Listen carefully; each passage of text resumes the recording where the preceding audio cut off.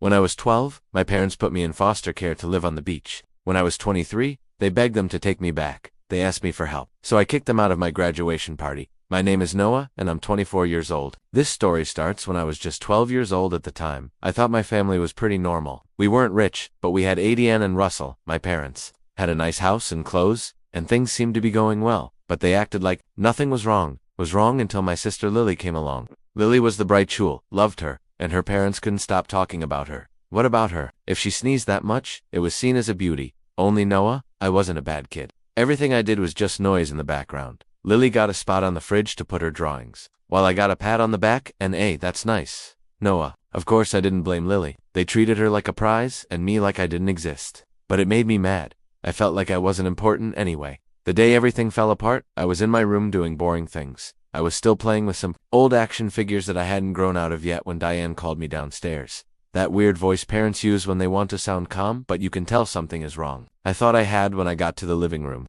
I saw that someone had forgotten to do something or left the milk out. Russell and Diane were sitting on the couch and looked way too serious to be talking about milk. Sit down, Noah, Russell said, told them to move their chairs across from each other, and his voice was tense, like they were in a meeting instead of having a family talk. Jane, on the other hand, was trying her best to be understanding, but something didn't feel right. I sat down, confused, and Jane took a big breath. He took a deep breath and said, Noah, we need to talk about something important. At first I thought someone had died, maybe a grandfather. I didn't know very well, but then, Russell said, we've been having money problems and can't afford to take care of you anymore. At first I thought he thought I heard him wrong. What do you mean, can't afford to take care of me? Am I some kind of service you're ending?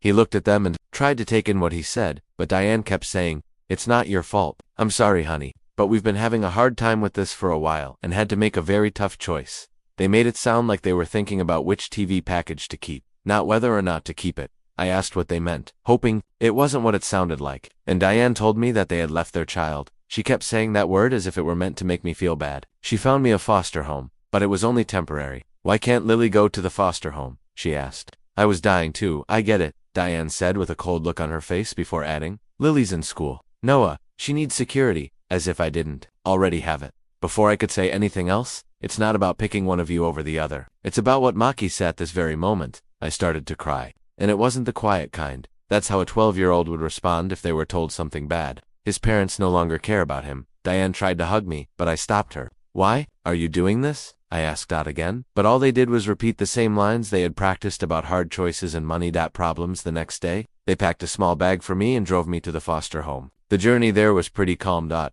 kind of quiet where people are really focused. But you can feel the stress in every breath. I looked at them some more, hoping that one of them would finally crack, look back at me, and say, this is a mistake you're making. They were going home, but they didn't. When we got there, I waited in the car for a while. Russell turned around and said, come on. He thought they'd change their minds. Noah, let's finish this, he said, as if it were a task he just wanted to cross off. I grabbed the tote bag they had packed for me as I got out of the car. The foster parents, Mr. and Mrs. Bennett, were standing at the door. They looked nice, but I didn't really pay attention to them. All I could think about was how ready my parents were to leave me there. Diane got down on one knee in front of me and told me, Noah, we love you. This isn't the end of the world. Please, wait a little while longer. She kissed my face, but it didn't make me feel better. It was like someone had put a return mark on me and shook my hand. But it wasn't a hug or a handshake. It was more like a distant cousin. I stood on the steps and watched their car leave. I hardly knew they were gone. As they walked down the street, my heart was beating faster, and I kept thinking, they'll be back. They need to. But they didn't that night. I kept going over the day in my mind. What did I do wrong? Was I not good enough? Why didn't Lily ask those questions of me? For weeks. And the worst part was that I didn't know how to answer it, even though they said this would only last for a short time. I had a sneaking suspicion that I would never see them again. When I thought about them again, I knew that was when everything changed. It wasn't just that they were leaving, it was how they left. As if I were a nuisance they were glad to get rid of. When I was 12, I didn't have the words to understand it. All I knew was that my parents had left and I was by myself. Over the next 3 days, Mrs. Bennett made pancakes for breakfast as part of her efforts to make me feel better. Mr. Bennett would sometimes come into my room in the morning and ask me odd trivia questions. Even though they weren't related to him, I wasn't ready to trust them or anyone else. My parents told me this would only last for a short time, so the second held on to it like a tether and kept telling myself that they'd call and explain everything. Then I'd be home. Days turned into weeks, weeks into years, and they said understand how bad my situation was until I went back to school. When kids at school saw that I was new, they asked me a lot of questions. Where are you from, and why did you move here? I didn't have the energy to explain their whole life, so I made up answers like, oh, my parents work in another state for a while. Just typing those words made my mouth taste bad. I sat in the Bennett's living room one afternoon after school and scrolled through my phone to avoid doing my schoolwork. That's when I messed up by looking for my parents online. I wasn't sure what I was looking for. Maybe Justy thought it was a sign that they were still thinking about me. But what I found instead shocked me. We're laughing and smiling on a beach with the ocean in the background. They looked happier than I had ever seen them. It said on the picture, finally living our dream life. As I looked at their pictures, my stomach turned when I thought about pictures of fancy vacations, expensive meals, and of almost every picture of Lily showed her, and she was usually front and center with notes. Like our amazing daughter. The more I scrolled, the less I felt like I existed, the more angry I got. They said they couldn't afford to keep me, but they were living like celebrities and Lily wasn't, in foster care like I was. She was still with them, looking at the camera as if everything were okay. It was crazy in my head.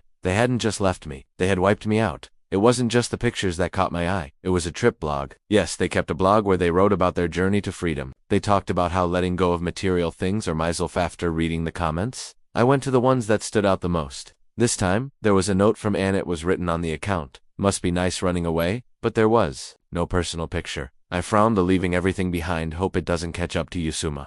Said something that felt like it was meant to cut through whatever shiny picture Russell and Diane were painting. My mind raced as I tried to present my ideas. What did the reviewer mean by leaving Guy? Clicked on everything behind them. Were they talking about me or something else? On the comment? But the account was private, and their personal picture was just a gray circle with nothing in it. To keep looking down the page for more. In a different picture of Diane drinking a tropical drink, someone had written, guests after all. Leaving town was worth it.